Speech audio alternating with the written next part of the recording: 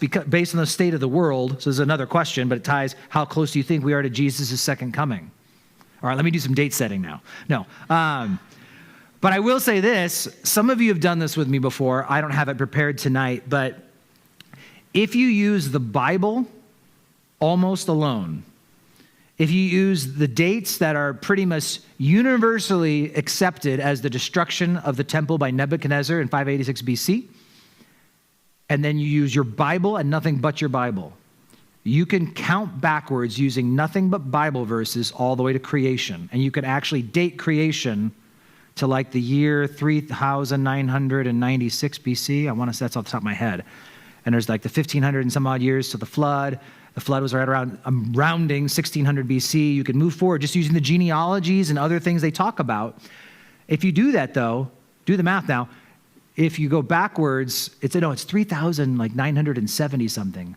However it comes out, the year today from creation, according to the Bible, would be like the year 6001, 2, 3, right around there.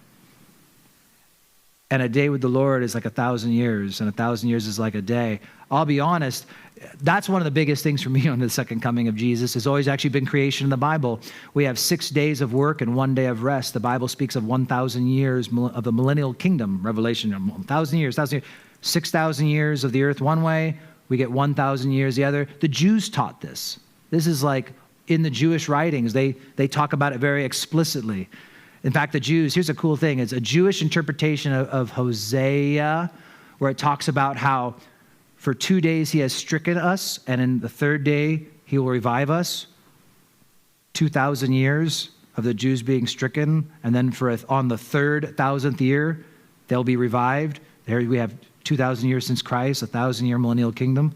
This is Jewish stuff, not Christian stuff. And they talk about how they believe that the world would be 2,000 years of lawlessness, 2,000 years of law, and 2,000 years of Messiah. That's what they taught.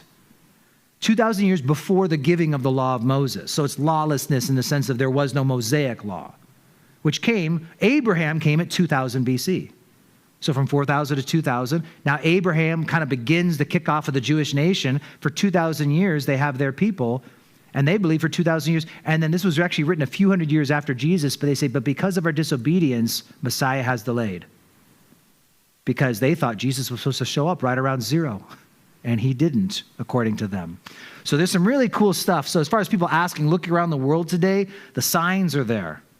There's cool things you can do, different ways you can come to the same conclusions.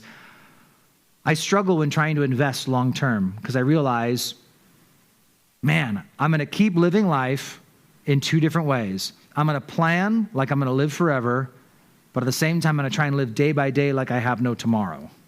That's the reality is I need to make sure my time is used wisely, that it is a precious thing for me to try and use as best as I can. But I make long-term decisions, so if he tarries, I'm not being foolish. But on the other side, using our time wisely, because yes, Jesus could come back at any moment. I will say this, for the most part, the pre-tribulational position is the only people who can be waiting for Jesus.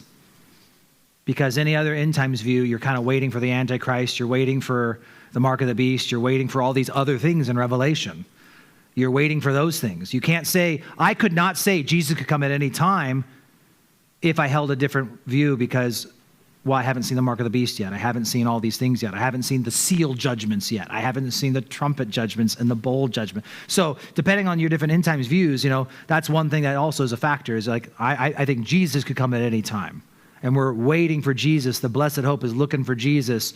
And so there's a lot of good scriptures I have in little lists I have compiled elsewhere. Just all the verses about they're waiting for Jesus, looking for Jesus, expecting Jesus. And that was really the theme of the early church, was looking and waiting for Jesus.